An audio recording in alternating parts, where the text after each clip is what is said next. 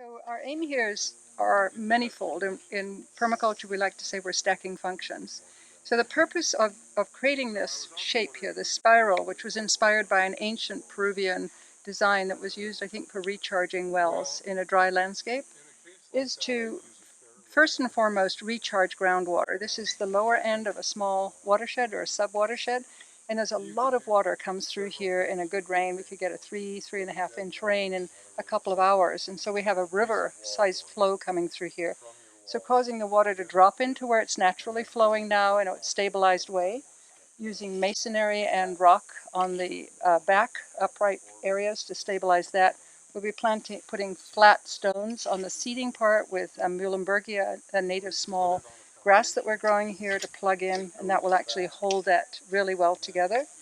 And we have Harry Hauer out here, who's an expert in masonry.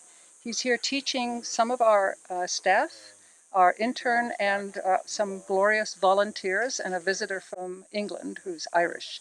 And the idea is to build skills, one, at deep dirt, but two, in the community, and to utilize the skill of the community by bringing people out and paying them teachers' wages, so considerably more than they would normally make working, to teach our group here.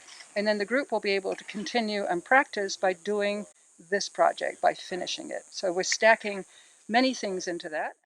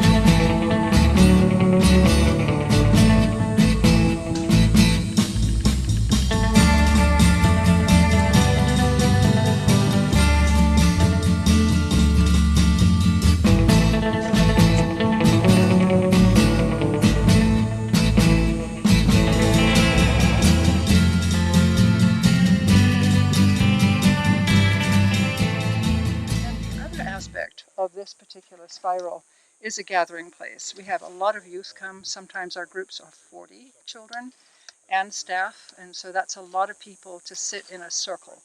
We always have an introductory circle to our days with youth here, and we always have a closing round where they share what their experiences of the day and what they're going to put into action when they get home to create a better future on the planet.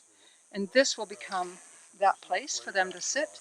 And over here we have a cider apple. It's on standard rootstock, which means it could be a 40 to 60 foot tree, and have a large canopy. And here we have a walnut that's gone back to rootstock, and that too will be another 50-foot tree, more or less.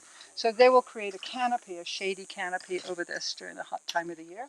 We'll use grasses to stabilize the edges, and you can see it's already started there. And on the right side here, we've used saccatone grass, which is a very big bunch grass that's got roots to 19 or 20 feet deep.